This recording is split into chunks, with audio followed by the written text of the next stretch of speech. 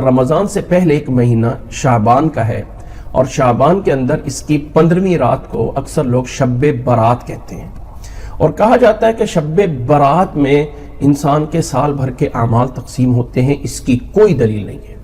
شب برات کی کوئی عبادت، 15ویں شعبان کے لیے کوئی الگ سے کھانے بنا کے تقسیم کرنا، دن کے روزے رکھنا، کوئی بھی عبادت کرنا یہ گناہ ہے اور جرم ہے۔ اگر انسان اس کو ثواب سمجھ کے کر رہا ہے تو وہ بدعت کر رہا، اور بدعت ساری کی ساری گمراہی ہوتی ہے۔ ہاں، اللہ کے نبی صلی اللہ علیہ وسلم سے ایک روایت ضرور موجود ہے جس کو بعض محدثین صحیح یا حسن کہتے ہیں، کہ اللہ تعالیٰ شعبان کی جو نصف رات ہے اس میں اپنے بندوں کی طرف متوجہ ہوتا ہے اور سب بندوں کے گناہ معاف کر دیتا ہے، سوائے مشرک کے، سوائے مشاہن کے،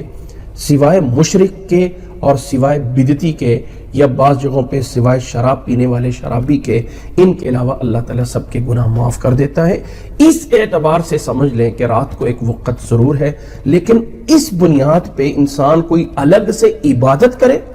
الگ سے کوئی اور کرے، تو اللہ کے نبی صلی اللہ علیہ وسلم سے ایسا کوئی عمل ثابت نہیں ہے۔ اگر کوئی انسان اس شب برات کی وہ فضیلت لینا چاہتا ہے تو اسے شرک چھوڑنا ہوگا، اسے بدعات چھوڑنی ہوگی، اسے جو ہے وہ نشہ آور یا شراب یہ سب چیزیں، یا اس کے اور بھی مشاہن کے اور بھی بہت سارے معنی کیے گئے، الغرض گناہ چھوڑنے ہوں گے اگر انسان اللہ سے گناہ معاف کروانا چاہتا ہے۔